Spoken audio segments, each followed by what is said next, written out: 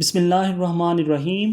السلام علیکم۔ روزگار پاکستان یوٹیوب چینل پر خوش آمدید۔ میں ہوں عبد الباسط۔ دوستو، جب بھی ہم نیا کاروبار شروع کرنے کا سوچتے ہیں تو ایک سوال ضرور سامنے آتا ہے کہ پاکستان میں سب سے بہترین کاروبار کون سا ہے؟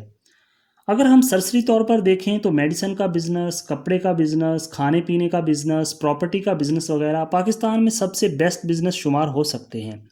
لیکن اگر ان میں سے سب سے بہترین کاروبار ہمیں سلیکٹ کرنا ہو تو میرے خیال میں پاکستان میں سب سے بیسٹ کاروبار میڈیسن کا ہے۔ چلیے میں آپ سے 8 بڑی وجوہات شیئر کرتا ہوں کہ کس وجہ سے میڈیسن کا بزنس پاکستان میں سب سے بہترین کاروبار ہے۔ سب سے پہلی وجہ ہے ڈیمانڈ۔ پاکستان میں میڈیسن کی ڈیمانڈ یا مانگ بہت زیادہ ہے۔ ایک رپورٹ کے مطابق پاکستانی سارے خطے میں سب سے زیادہ پیسے میڈیسن یا صحت پر لگاتے ہیں۔ اس کا مطلب یہ ہوا کہ میڈیسن کا کاروبار کرنے والے پاکستان میں خوب کماتے ہیں، اور اسی لیے میڈیسن کا بزنس سب سے بہتر بزنس ہے پاکستان میں۔ دنیا میں جیسے بھی حالات ہوں، یہ بزنس چلتا ہی رہتا ہے، اس کی ڈیمانڈ کم نہیں ہوتی۔ پچھلے 3 مہینے کے حالات ہی دیکھ لیں کہ جب دنیا کا ہر کاروبار کسی نہ کسی طرح متاثر ہوا ہے، میڈیسن کا بزنس کرنے والوں کی سیل آسمان سے باتیں کرتی رہی ہے۔ آپ 24/7 اپنا سٹور کھولیں، کسٹمرز پکے ہوئے بیروں کی طرح گریں گے۔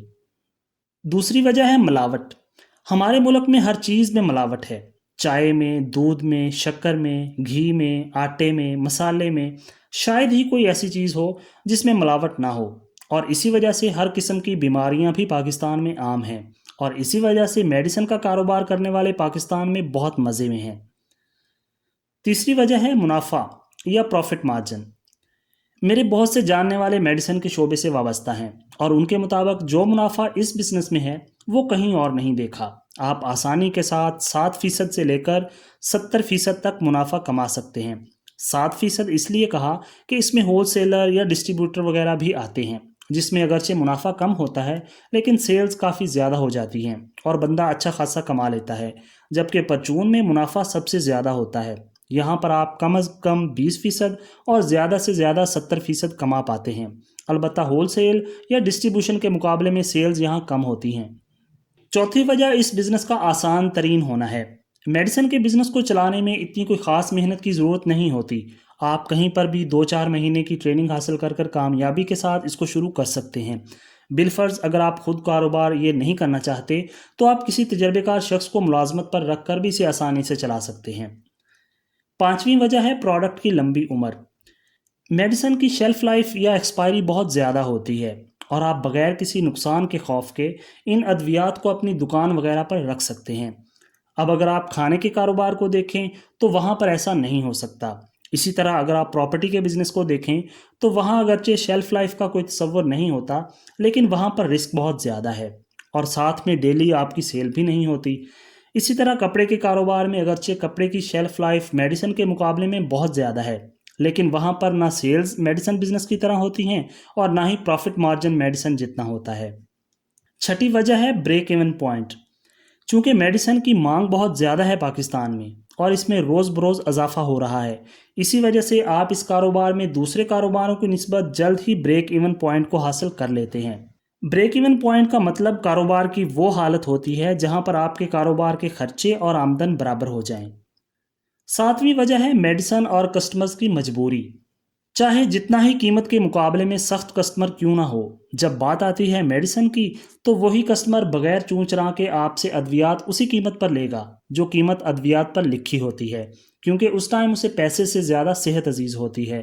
اور پھر زیادہ تر کسٹمرز کو میڈیسن کی فیلڈ کا، اس کاروبار میں بچت کا کچھ خاص اندازہ نہیں ہوتا، اور یہی لا علمی اسے میڈیسن کی پوری قیمت دینے پر مجبور کرتی ہے۔ 8ویں وجہ ہے کہ اس بزنس میں مارکیٹنگ، برانڈنگ وغیرہ کی کوئی خاص ضرورت نہیں ہوتی۔